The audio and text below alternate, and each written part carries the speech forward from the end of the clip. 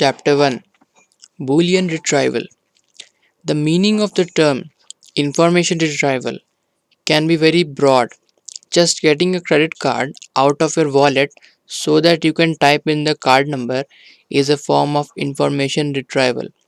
However, as an academic field of study, information retrieval might be defined thus: Information retrieval (IR) is finding material, usually documents, of an unstructured nature, usually text, that satisfies an information need from within large collections, usually stored on computers. As defined in this way, information retrieval used to be an activity that only a few people engaged in: reference librarians, paralegals, and similar professional searchers. Now the world has changed, and hundreds of millions of people engage in information retrieval every day when they use a web search engine or search their email. Information retrieval is fast becoming the dominant form of information access, overtaking traditional database style searching. The sort that is going on when a clerk says to you, "I'm sorry, I can only look up your order if you can give me your order ID." IR can also cover other kinds of data and information problems beyond that specified in the core definition above. The term unstructured data refers to data which does not have clear, semantically overt, easy for a computer structure. It is the opposite of structured data, the canonical example of which is a relational database of the sort companies usually use to maintain product inventories and personal records. In reality, almost no data are truly unstructured. This is definitely true of all text data if you count the latent linguistic structure of human languages. But even accepting that the intended notion of structure is overt structure, most text has structure, such as headings and paragraphs and footnotes, which is commonly represented in documents by explicit markup, such as the coding underlying web pages. IR is also used to facilitate semi-structured search, such as finding a document where the title contains Java and the body contains threading. The field of information retrieval also covers supporting users in browsing or filtering document collections or further processing a set of retrieved documents. Given a set of documents, clustering is the task of coming up with a good grouping of the documents based on their contents. It is similar to arranging books on a bookshelf according to their topic. Given a set of topics, standing information needs, or other categories such as suitability of text for different age groups, classification is the task of deciding which classes, if any, each of a set of documents belongs to. It is often approached by first manually classifying some documents and then hoping to be able to classify new documents automatically.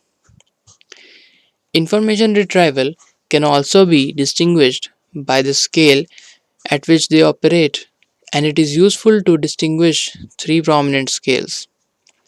In web search, the system has to provide search over billions of documents stored on millions of computers.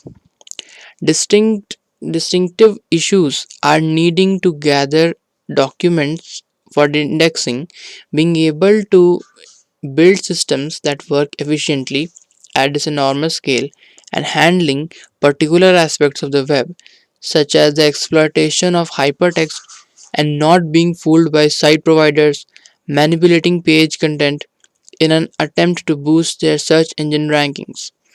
Given the commercial importance of the web, we focus on all these issues in chapters 19 to 21.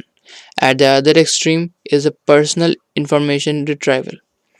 In last few years, consumer operating systems have integrated information retrieval such as Apple's macOS X Spotlight or Windows Vista's Instant Search. Email programs usually only not only provide search but also text classification.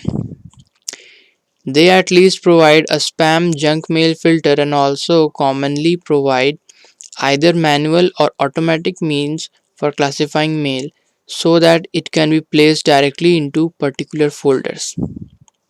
Distinctive issues are here include handling the broad range of document types on a typical personal computer and making the search system maintenance free and sufficiently lightweight in terms of startup, processing, and disk space usage that it can run on one machine without annoying its owner.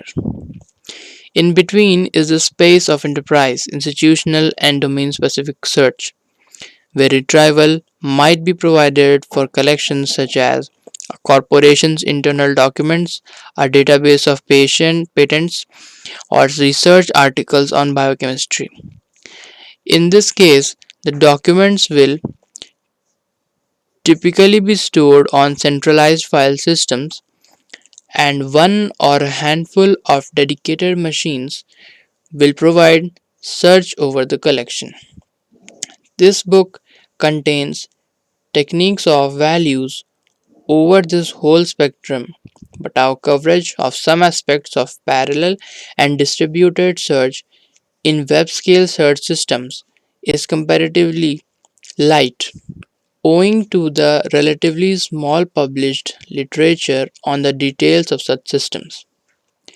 However, outside of a handful of web search companies, a software developer is most likely to encounter the personal search and enterprise scenarios. In this chapter, we begin with a very simple example of an information retrieval system and introduce the idea of a term document matrix, section 1.1, and a central inverted index data structure, section 1.2. We will then examine the Boolean retrieval model and how Boolean queries are processed, section 1.3 and 1.4.